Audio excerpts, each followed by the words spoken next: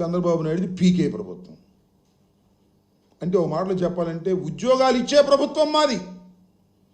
చంద్రబాబు నాయుడు గారు ఉద్యోగాలను పీకేసే ప్రభుత్వం చంద్రబాబు నాయుడు గారిది.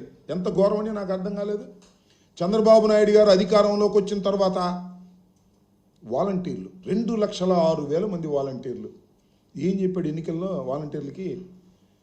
అదే చంద్రబాబు చెప్తూ ఏమన్నాడంటే, జగన్మోహన్ రెడ్డి 5,000 ఇస్తుంది, రాసుకో 10,000 ఇస్తా.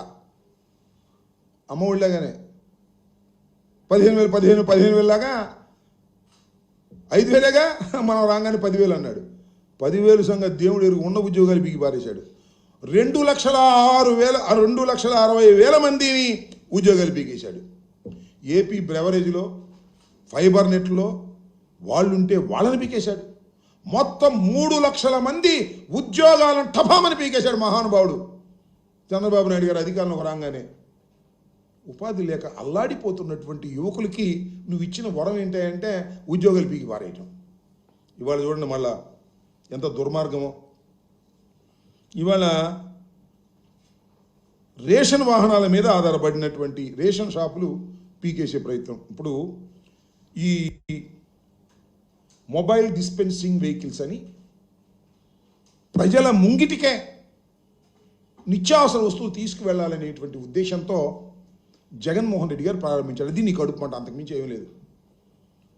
9,260 మంది వెహికల్స్ ఇచ్చారు. ఈ వెహికల్స్ ఎలా ఇచ్చారు?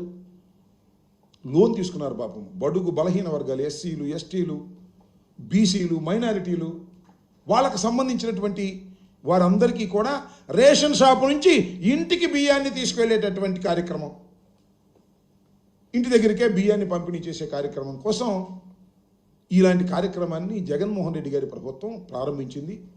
9,260 మందికి ఉపాధి కల్పించింది.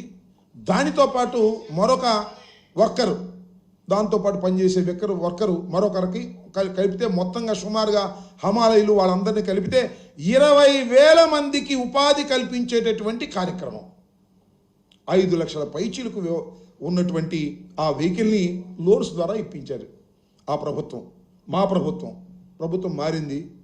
ఇవాళ ఏం చేస్తున్నావా చంద్రబాబు నాయుడు గారు? మొత్తాన్ని పీకేశాడు. ఇంకొక విషయాన్ని ఇక్కడ నేను చాలా స్పష్టంగా చెప్పదలుచుకున్నా. అప్పుడు ప్రభుత్వం వీరితో ఈ మొబైల్ డిస్పెన్సింగ్ వెహికల్స్ సంబంధించినటువంటి యూనిట్స్కి సంబంధించినటువంటి నిరుద్యోగులైన యువకులతో అగ్రిమెంట్ ఉంది. ఏం అగ్రిమెంటు? 72 మాసాలు వారితో అగ్రిమెంటు.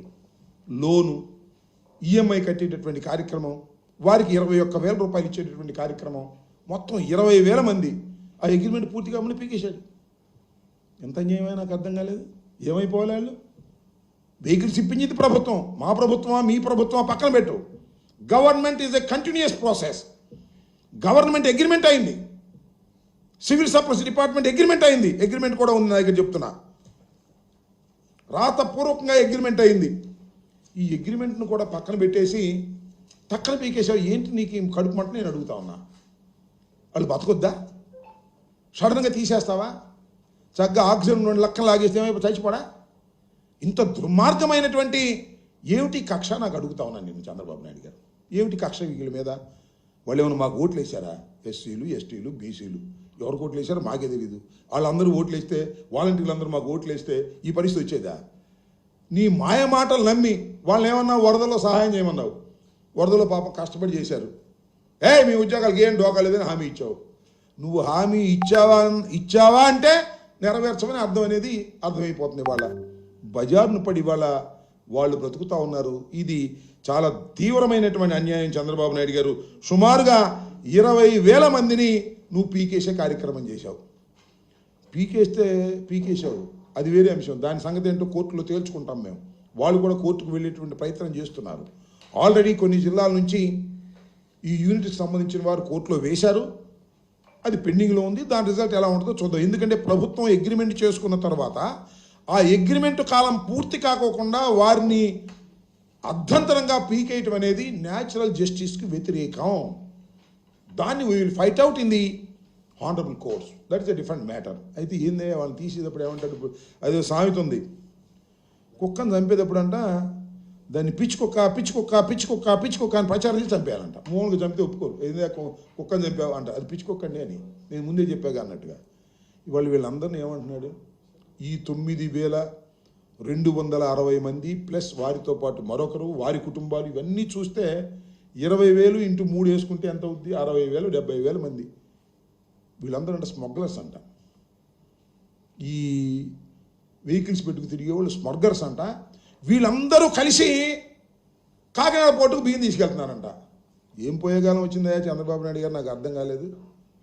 వాళ్ళకి ఏమి సంబంధం? వాళ్ళేదో 21,000 ప్రభుత్వానికి తీసుకుని 5 లక్షల రూపాయల వెహికల్ని లోన్లో కొనుక్కుని ఈఎంఐ కట్టి వాళ్ళ బతికేదో వాళ్ళు బతుకుతూ ఉంటే వాళ్ళు స్మగ్లర్స్ అంట, వాళ్ళు సంఘ విద్రోహ శక్తులంట.